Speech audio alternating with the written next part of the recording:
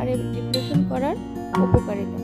গাছে যখন দেখবেন পাতা আর পাতা ফুল নেই, তখন কিন্তু এই ডিপ্লেশনটা করা হয়। বয়স্ক পাতাটা ছেঁটে দিতে হয়, আর অল্প কচি পাতাটা কিন্তু রেখে দিতে হয়। এই পদ্ধতিতেই কিন্তু ডিপ্লেশন করা হয়। আমি দেখেন সম্পূর্ণ পাতাটা ফেলে দিচ্ছি, আর বয়স্ক পাতাটা আর কচি পাতাটা কিন্তু থাকবে। আর এই ডিপ্লেশন করার পর কিন্তু গাছে কিছু খাবার দিবেন, এরপরে দেখবেন কিছুদিন পর নতুন নতুন ডাল চলে আসবে এবং সেই ডাল থেকেই কিন্তু আমাদের ফুল আসবে। এখন এই যে আমার কচি পাতা, এইরকম পাতাগুলো কিন্তু আপনারা গাছে রেখে দেবেন, এগুলো ছেটে দেবেন না।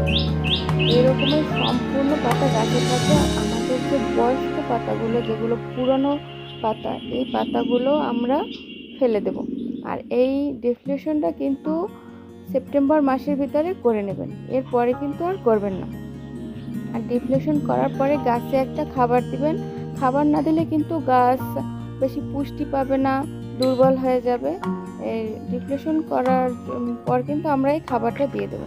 খাবার দেওয়ার জন্য প্রথমে আমরা মাটি একটু খুঁচিয়ে নেব, আলগা করে নেব। এর উপরের মাটিটা যদি আলগা করে নিই, তাহলে কিন্তু গাছ খুব সহজেই শিকড় দিয়ে তার খাদ্যটা গ্রহণ করতে পারে। আর বেশি করব না, যেন শিকড় না ছিঁড়ে যায়, সেভাবে সাবধানে এই মাটিটা খুঁচিয়ে নেব।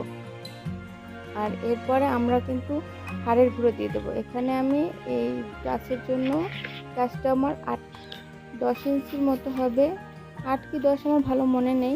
এর জন্য আমি 1 মুঠো হাড়ের গুঁড়ো নিয়েছি। হাড়ের গুঁড়োটা ভালো করে গাছের চারপাশে দিয়ে দেবো। হাড়ের গুঁড়ো দেওয়ার পর আমি সামান্য টিএসপি দিয়েছি,